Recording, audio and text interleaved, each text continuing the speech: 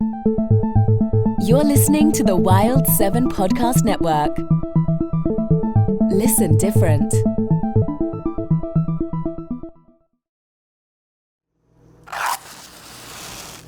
Oh, for a muse of fire that would ascend.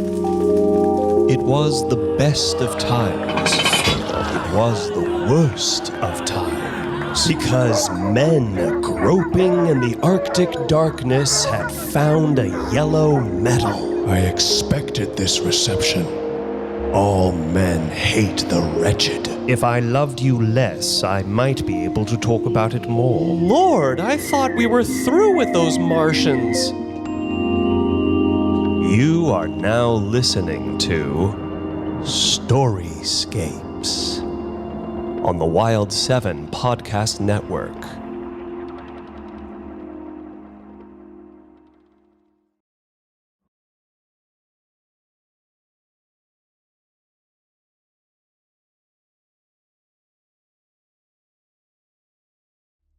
The Doll by Daphne du Maurier, performed by Alex Rogers.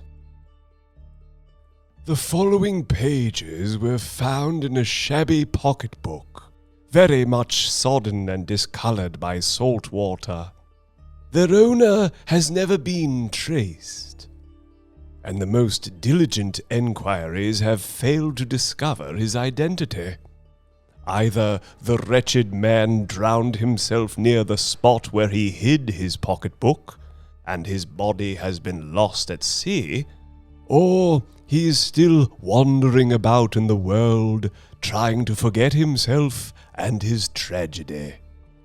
Some of the pages of his story were so damaged by exposure as to render them completely illegible. Thus, there are many gaps, and much of it seems without sequence, including the abrupt and unsatisfactory termination. Whether the wild improbabilities of the story are true, or whether the whole is but the hysterical product of a diseased mind, we shall never know. The sole reason for publishing these pages is to satisfy the entreaties of many friends who have been interested in my discovery. Signed, Dr. E. Strongman. I want to know if men realize when they are insane. Sometimes I think that my brain cannot hold together. It's filled with too much horror, too great a despair. And there is no one. I have never been so unutterably alone. Why should it help me to write this? Vomit forth the poison in my brain. For I am poisoned. I cannot sleep. I cannot close my eyes without seeing his damned face. If only it had been a dream, something to laugh over, a festered imagination. It's easy enough to laugh. Who wouldn't crack their sides and split their tongues with laughing? Let's laugh till the blood runs from our eyes. There's fun, if you like. Nah, it's the emptiness that hurts. The breaking up of everything inside of me. If I could feel, I should have followed her to the ends of the earth, no matter how she pleaded or how she loathed me. I should have taught her what it is to be loved by a man. Yes, a man. And I would have thrown his filthy, battered body from the window, watched him disappear forever, his evil scarlet mouth distorted. It's the hot feeling that has filled me, the utter incapacity to reason. And I'm deceiving myself when I say she would have come to me. did not follow her because I knew that it was hopeless. She would never have loved me. She will never love any man. Sometimes I can think of it all dispassionately, and I pity her. She misses so much, and no one will ever know the truth. What was her life before I knew her? What is it now? Rebecca. When I think of you with your pale, earnest face, your great, wide, fanatical eyes like a saint, the narrow mouth that hid your teeth, sharp and white as ivory, and your halo of savage hair, electric, dark, uncontrolled. There has never been anyone more beautiful. Who will ever know your heart? Who will ever know your mind? Intense, restrained, and soulless. For you must be soulless to have done what you have done. You have that fatal quality of silence, of a tight repression that suggests a hidden fire. Yes, a burning fire unquenchable. What have I not done with you in dreams, Rebecca? You would be fatal to any man. A spark that lights and does not burn itself. A flame fanning other flames. What did I love in you but your indifference? And the suggestions that lay beneath your indifference. I loved you too much, wanted you too much, had for you too great a tenderness. Now all of this is like a twisted root in my heart, a deadly poison in my brain. You've made of me a madman. You filled me with a kind of horror, a devastating hate that is akin to love, a hunger that is nausea. If only I could be calm and clear for one moment. One moment only. I want to make a plan, an orderly arrangement of dates.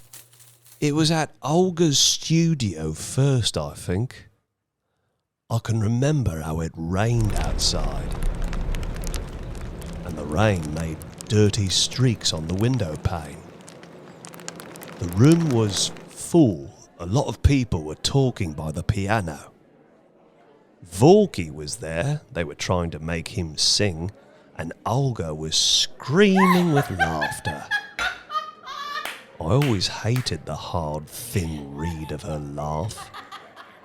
You were sitting... Rebecca was sitting on a stool by the fire. Her legs were twisted under her, and she looked like an elf, a sort of boy. Her back was turned to me, and she wore a funny little fur cap on her head. I remember being amused at her position. I wanted to see her face. I called out to Olga to introduce me. "Rebecca," she said. "Rebecca, show yourself," flinging off her cap as she turned. Her hair sprung from her head like a savage. Her eyes opened wide. And she smiled at me, biting her lip. I can remember sitting down on the floor beside her and talking. What does it matter what I said? Dull stuff, nonsense of course, but she spoke breathlessly, with a sort of constrained eagerness. She did not say much. She smiled. Eyes of a visionary, of a fanatic. They saw too much, demanded too much. One lost oneself in them and became incapable of resistance. It was like drowning. From the moment I saw her, then I was doomed. I left her and came away and walked down the embankment like a drunkard. Faces spluttered up at me and shoulders brushed me. I was aware of dim lights reflected on wet pavements and the hazy throb of traffic. Through it all were her eyes and her wild, impossible air. Her slim body like a boy. All coming clear now. I can see each event as it happened, each moment of the game. I went to Olga's again, and she was there. She came right up to me and said, Do you care for music? Gravely, like a child. Why did she say this? I don't know. There was no one at the piano. I answered vaguely and noticed the colour of her skin, pale coffee and clear as water. She was dressed in brown, some sort of velvet I think, with a red scarf round her neck. Her throat was very long and thin, like a swan's. I remember thinking how easy it would be to tighten the scarf and strangle her. I imagined her face when dying, her lips parted and the inquiring look in her eyes. They would show white, but she would not be afraid. All this in a space of a moment, and while she was talking to me. I could drag very little from her. She was a violinist, apparently, an orphan, lived alone in Bloomsbury. Yes, she had travelled much, she said, and especially in Hungary.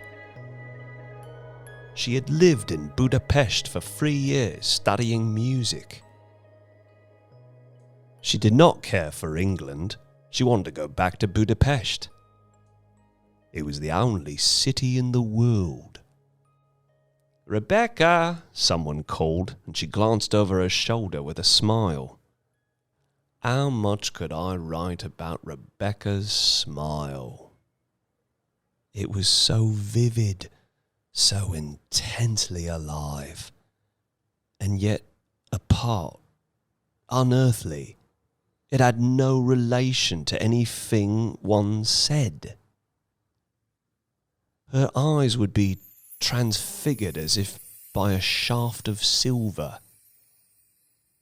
She left early that day, and I crossed the room to ask Olga about her. I was in agony of impatience to know everything. Olga could tell me very little. She comes from Hungary. No one knows who her parents were. Jewish, I imagine. Vorky brought her here. He found her in Paris, playing the violin in one of those Russian cafes. She won't have anything to do with him, though. She lives entirely alone. Vorky says her talent is marvellous.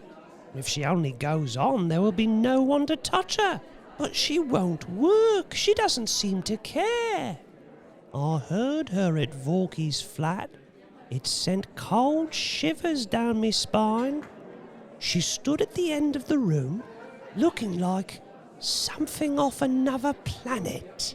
Her hair sticking out, a sort of fur bush round her head, and she played. The notes were weird, haunting. I've never known anything quite like it. It's impossible to describe. Once again, I left Olga's studio in a dream, with Rebecca's face dancing before my eyes. I too could see her playing the violin. She would stand straight and firm as a child, her eyes wide open, her lips parted in a smile. She was to play at Vorky's flat the following evening, and I went to hear her. Olga had not exaggerated with all her palpable, shallow insincerity. I sat like a drugged man, incapable of movement.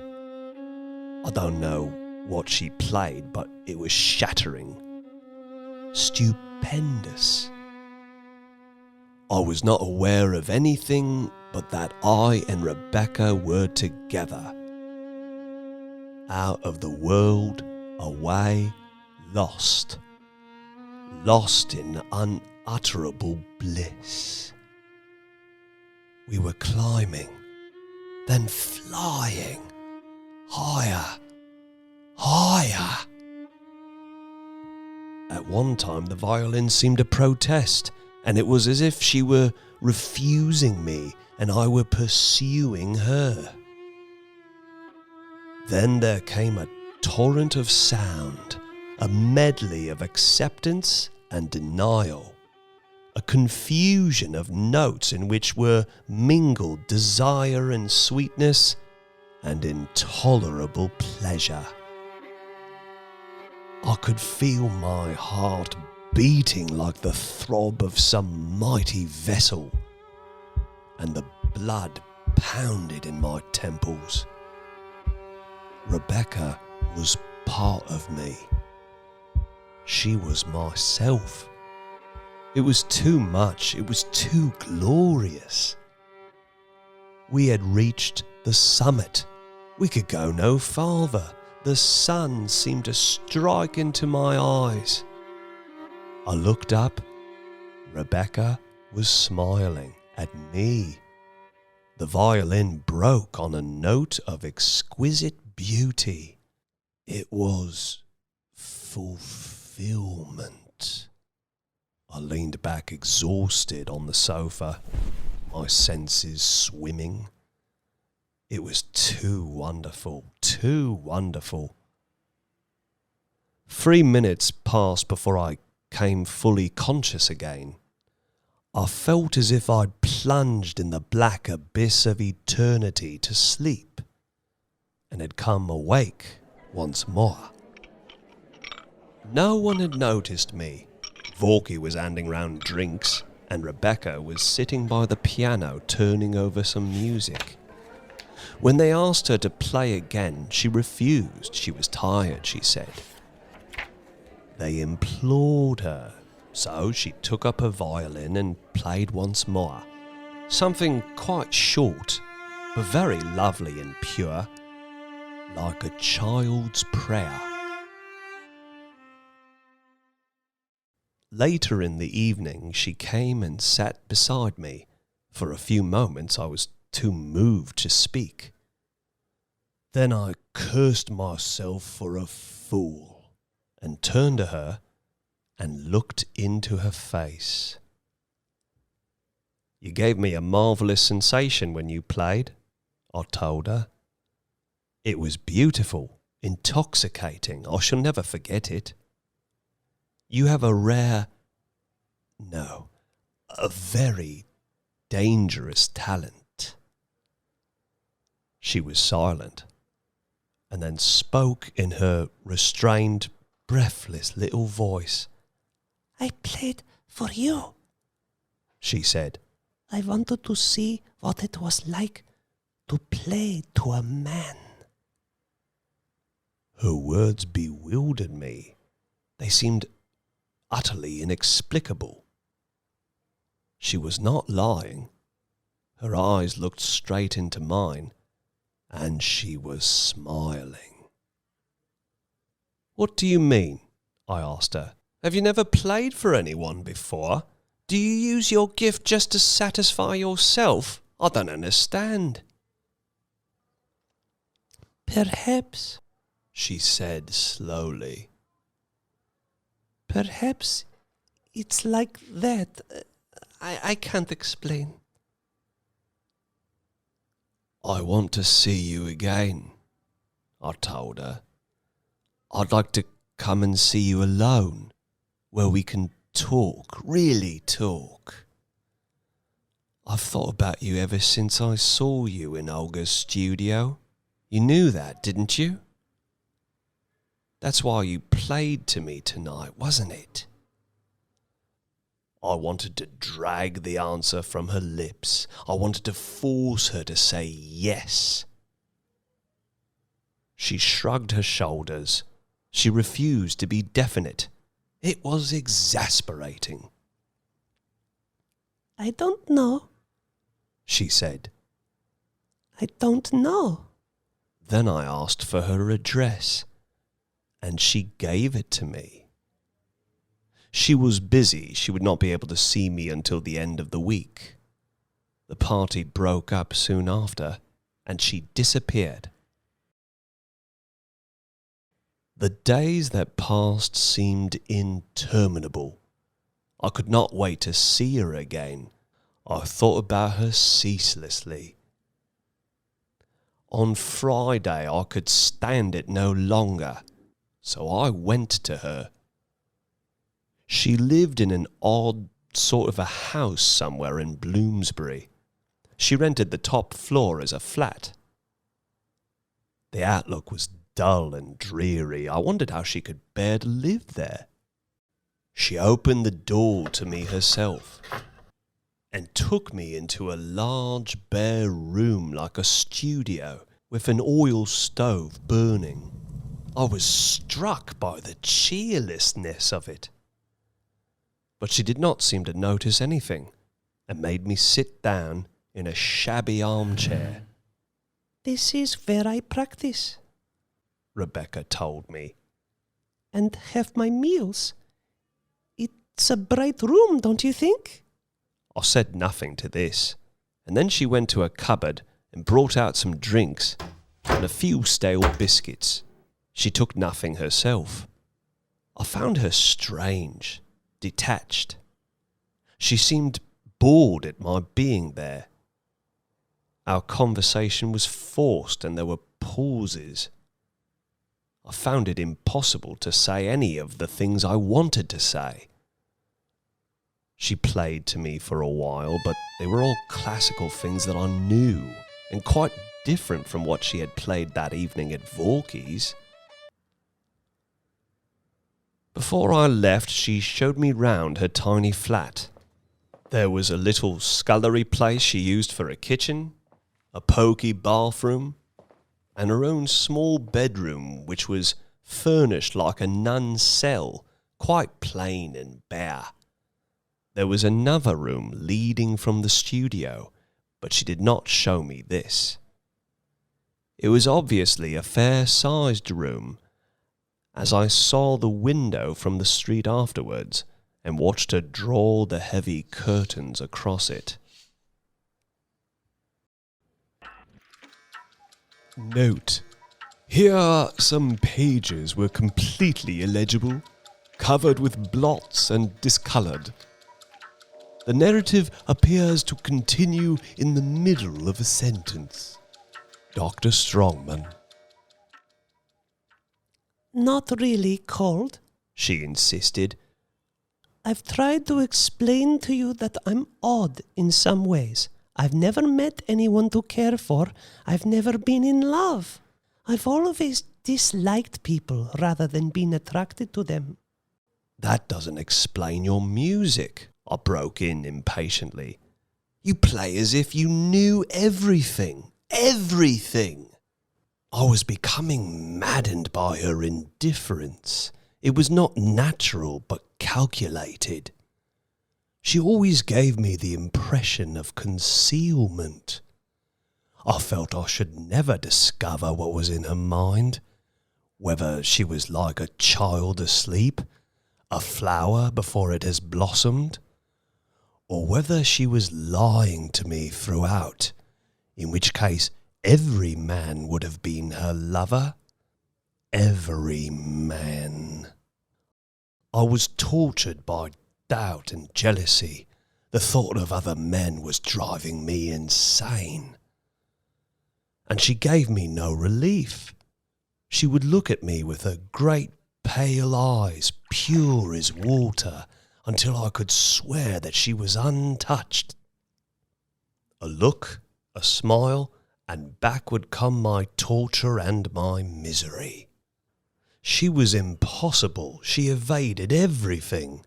And yet it was this fatal quality of restraint that tore at me and broke at me, until my love for her became an obsession, a terrible driving force. I asked Olga about her, asked Vorky, asked everyone who knew her. No one could tell me anything. I'm forgetting days and weeks as I write this. Nothing seems to have any sequence for me. It's like rising from the dead.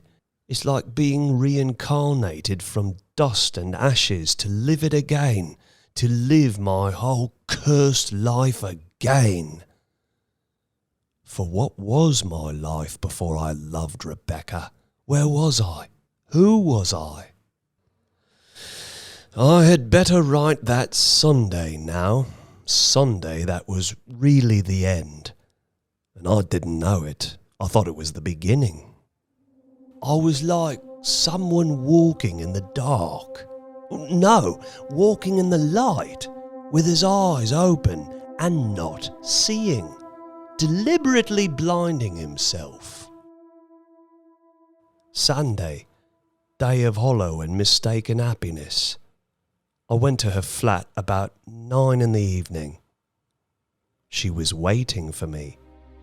She was dressed in scarlet. Odd, strange clothes that only Rebecca could wear.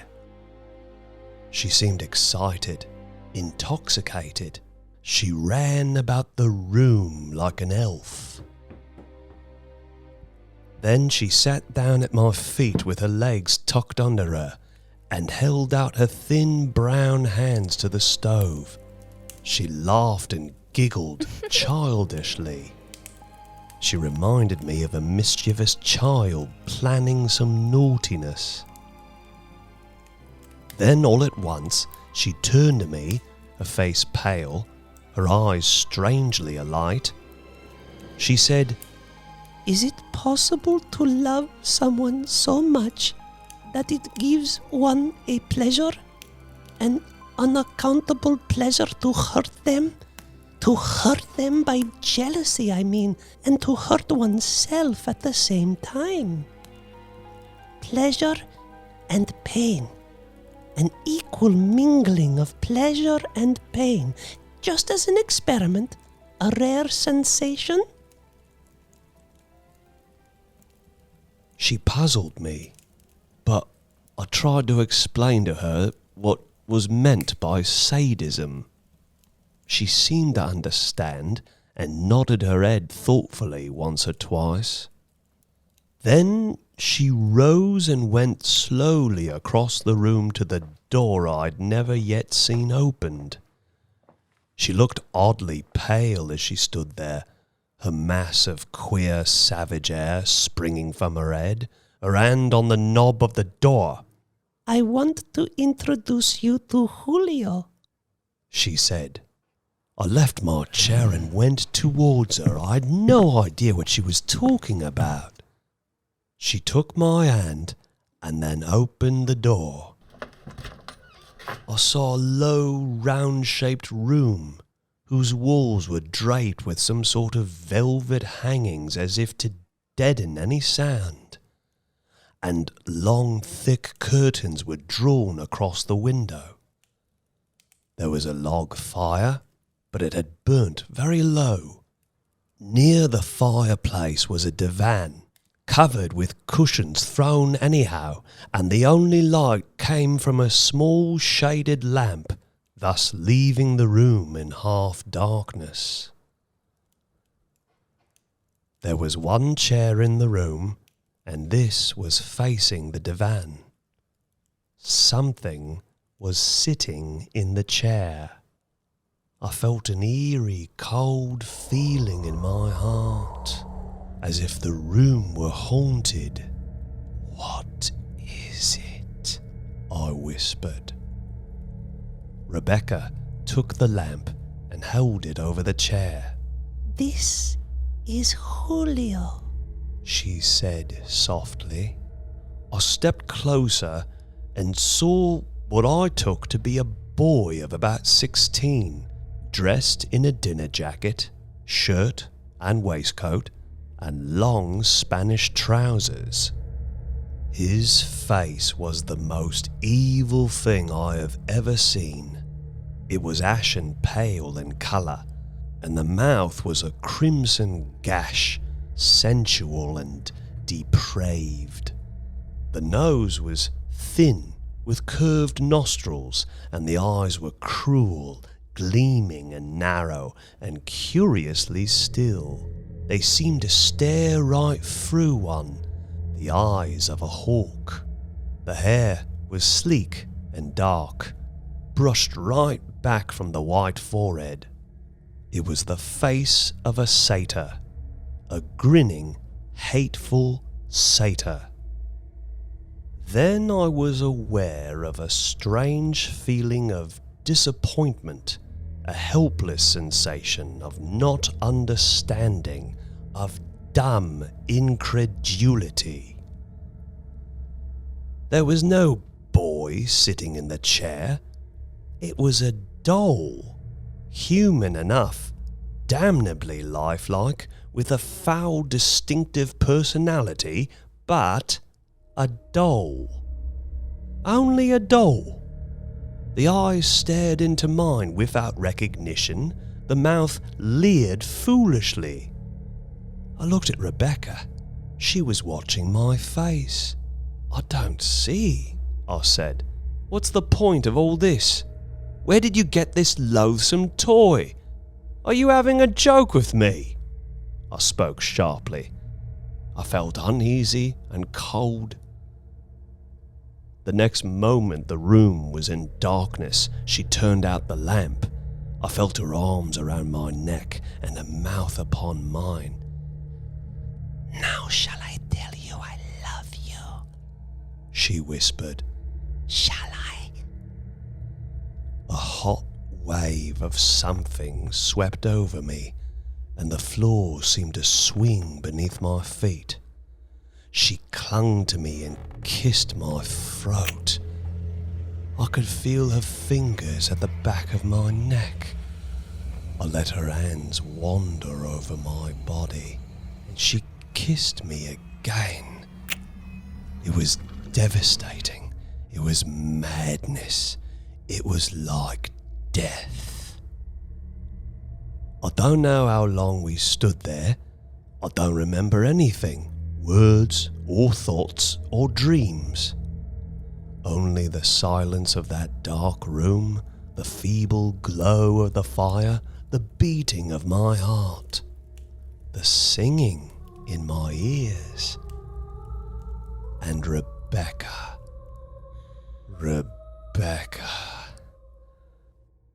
When and whether hours had passed or years, I cannot tell. When I raised my eyes above her head, I looked straight into his eyes. His damned doll's eyes.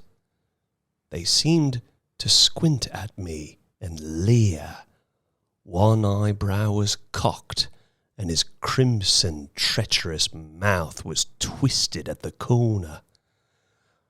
I wanted to leap at it and smash its beastly, grinning face, trample on its sordid human body. Was Rebecca mad to keep such a toy? What was her motive? Where had she found it? But she would not answer my questions.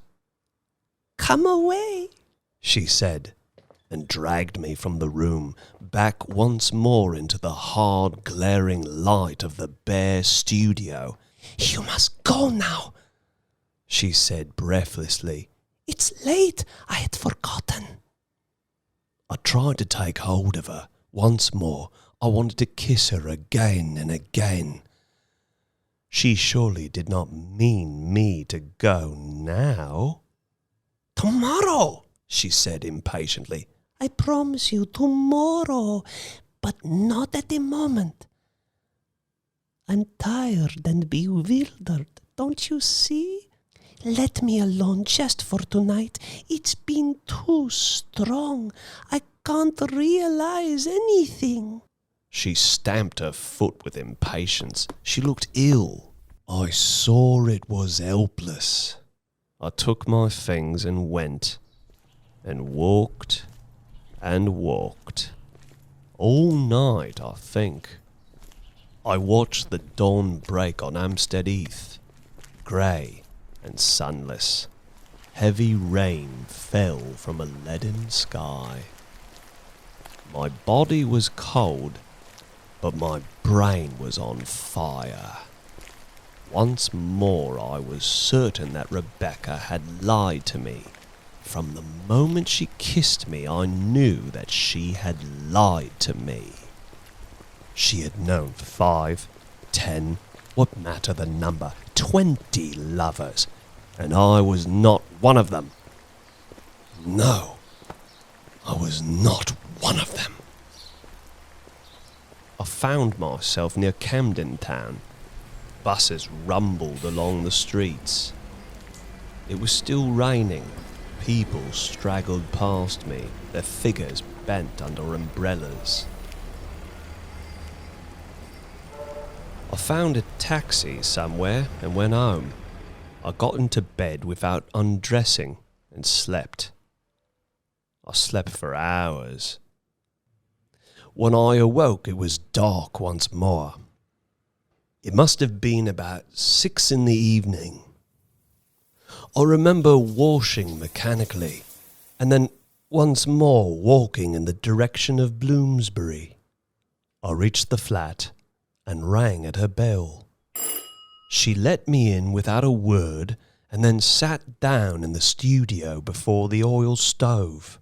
I told her I was going to be her lover. She said nothing. There were red rims under her eyes as if she'd been crying, and thin lines round her mouth. I bent toward her to kiss her, but she pushed me away. She began to speak rapidly. "You must forget what happened last night. Today I realize I made a mistake. I'm not well. I haven't slept. All this has worried me considerably. You must leave me alone." I tried to seize her and break down her iron restraint. It was like hammering at an iron wall. She lay cold and still in my arms. Her mouth was icy. I left her in despair. Then followed a week of doubt and torture. Sometimes she sat apart from me without a word. Sometimes I could have sworn that she loved me. And she would not let me touch her. She was not in the mood, she said. I must wait until she wanted me again. I must wait in suspense, in agony. She never mentioned Julio. We never went into that room again. I asked her what she'd done with him. I wanted to know what was at the back of it all. She would answer evasively and change the subject. It was useless to press her. She was maddening. She was intolerable. And yet I could not keep away from her. I could not live without her. One evening she would be gentle and affectionate. She would sit at my feet and talk about her music, about her future plans. She was always changing. She was never the same. I felt hopeless. My position was ridiculous, but what was I to do? She had become a madness to me, an obsession. I've now come to the last evening, the very last. Then crash, blankness, the depths of hell, and desolation. Utter desolation.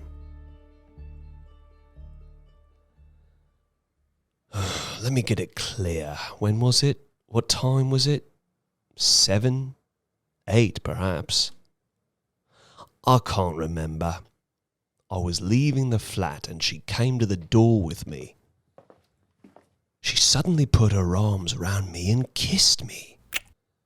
There have been men in arid deserts where the sun has so disfigured them that they have become things of horror, parched and blackened, twisted and torn.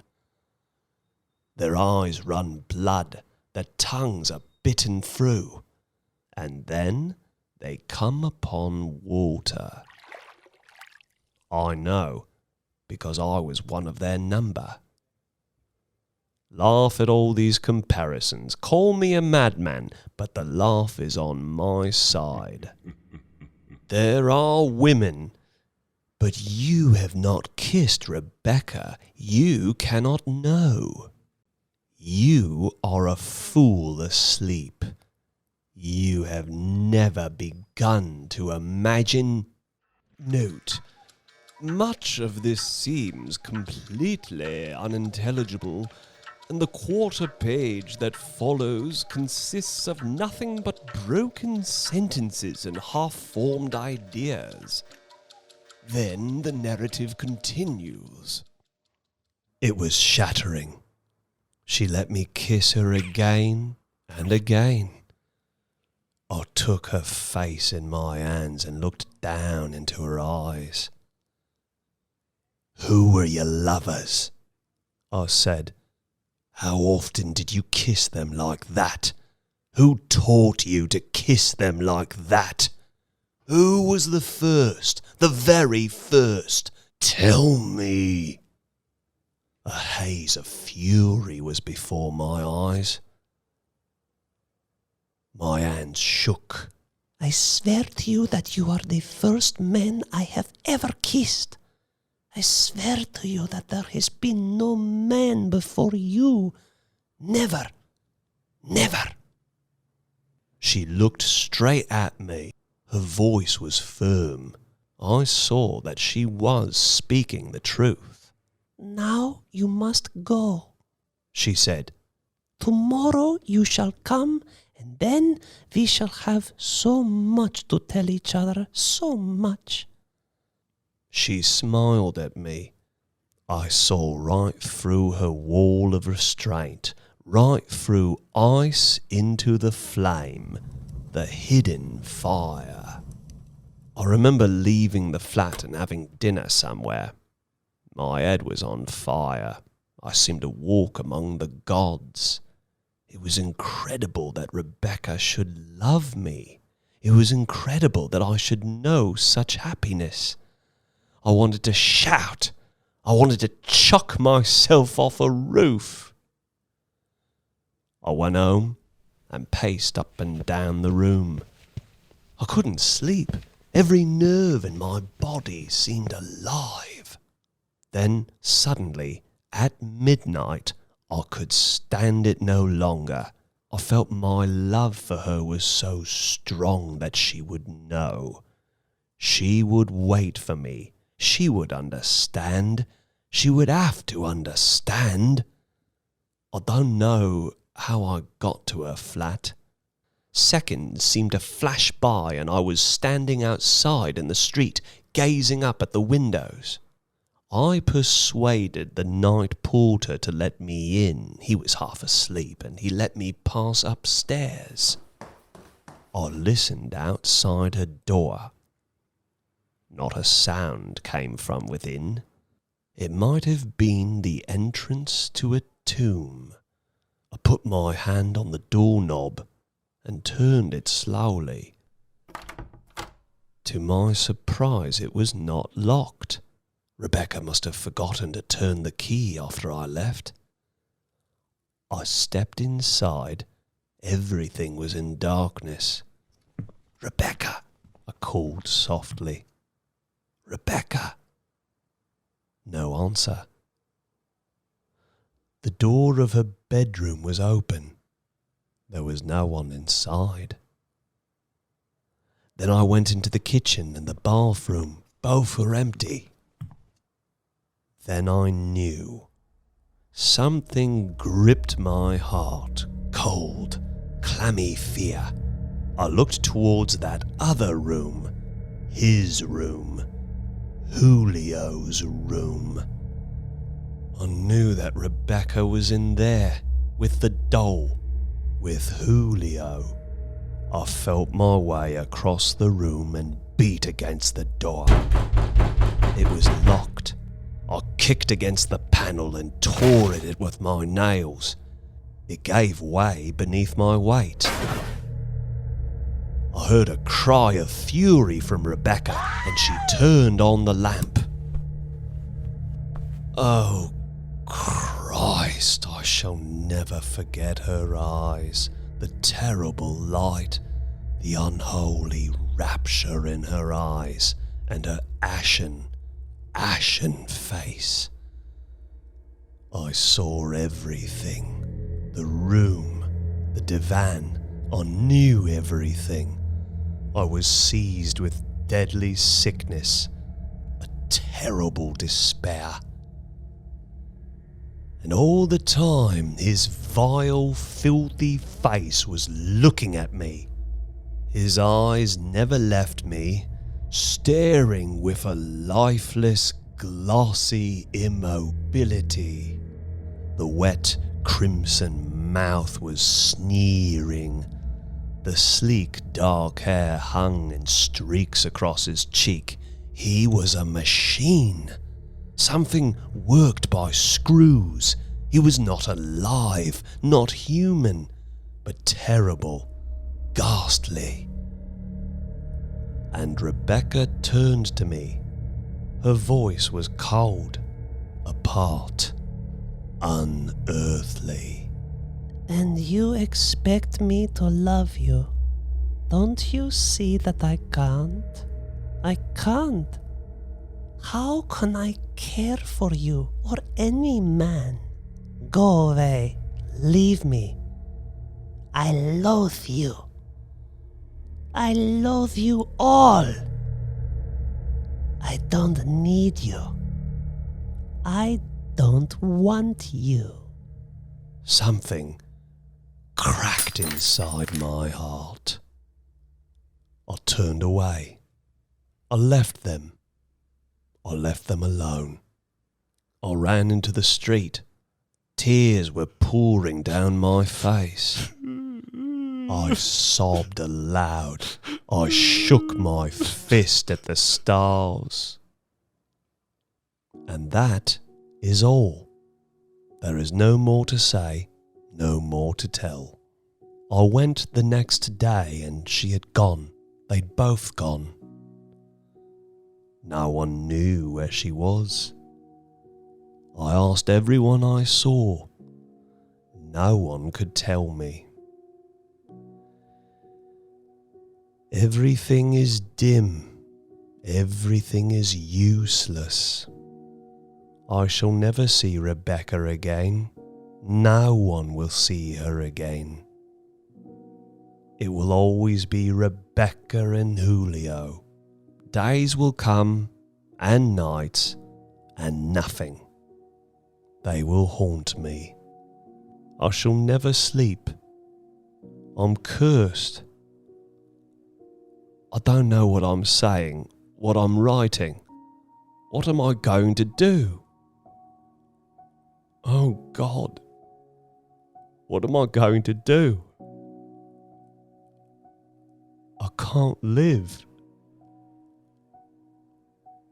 I can't cope.